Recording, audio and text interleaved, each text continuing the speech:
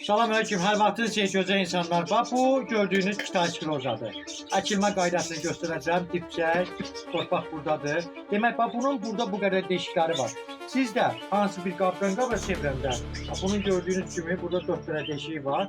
Əlavə yandan da deşik açmaq lazımdır. Səbəb budur ki, daha çox havalansın. Daha çox havalanması üçün. Başqa bir səbəb yoxdur orada. Rütubəti qalmasın deyə.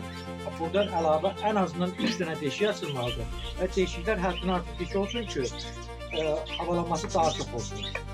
Bu formada deşikləri açdı. Burada qeyri-adi bir şey yoxdur. Gördünüz, yanlardan deşikləri açdı. 3 dənə deşik açdı. 4 dənə altında deşik var. 7 dənə deşik olur.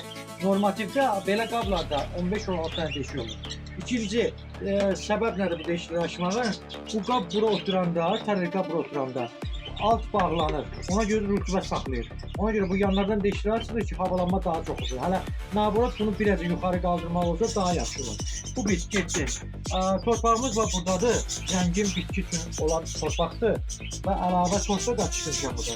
Bir qırıq yeniləmək üçün dipçəyin alt hissəsinin yüngülvari torpaq vurulur və gülün çıxardılma qaydası. Qeyri-adi burada bir şey yoxdur. Sadəcə bunun torpağını, qabını dəyişəndə bir müddət bu çiçəklər sullaya bilər. Və bir müddətdən sonra yenə özünü toparlayır. Burada qeyri-adi bir şey yoxdur. Bax, bu formada çevirdik. Görürsünüz, bunun altında nə qədər deşik var.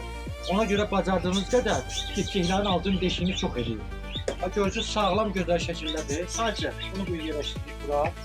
Görürsünüz, bir əzasını dərnəkirik ki, o yeni torpaqla təmas qursun.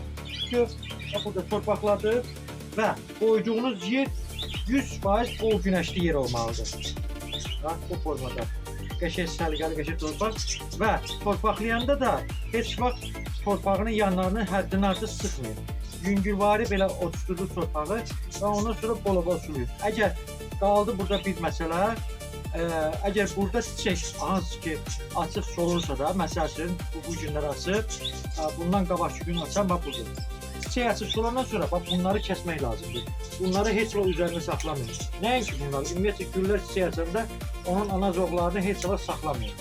Və qoyduğunuz yerdə mütləq şəkildə bol qəşəng günəşli yer olmalıdır. Bol günəşli yer. Bax belə. Görürsünüz. Sağlam gözəl şəkildə bir dəfə beləcəni əkirik, sizin üçün təhvil veririk. Amma yenə deyirəm, qoyduğunuz yer mütləq şəkildə bol günəşli. Qaldı bu gözəllərə, bax siz görürsünüz. Bax, hazır dipçəklərdədir.